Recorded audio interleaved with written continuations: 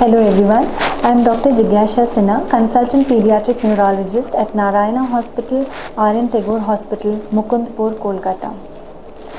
Cerebral palsy in children is a condition which is usually affecting the children between 2 to 9 years of age. It is a condition which is congenitally noted, basically involving movement and balance.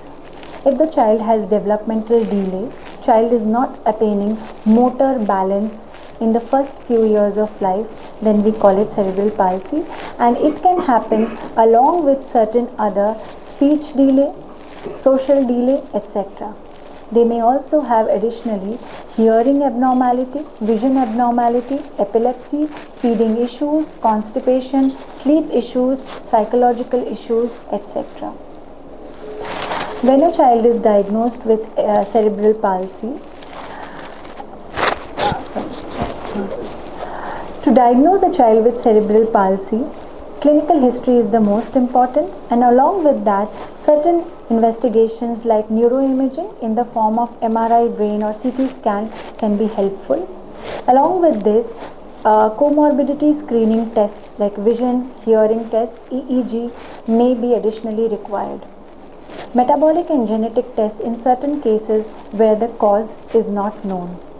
To treat a child with cerebral palsy, we have to understand that the mainstay of the treatment is rehabilitation in the form of occupational therapy, physiotherapy, and we also call it as neurodevelopmental therapy in a child. These therapies have to be consistent, regular, and done on a routine basis. They are time taking, however, they can give you the best results. In this, additionally, some medications may be needed to improve the balance and coordination of the child. And if the rehabilitation and the medications are not giving us adequate results, sometimes certain other techniques can be used, like use of Botox or surgical intervention may be required.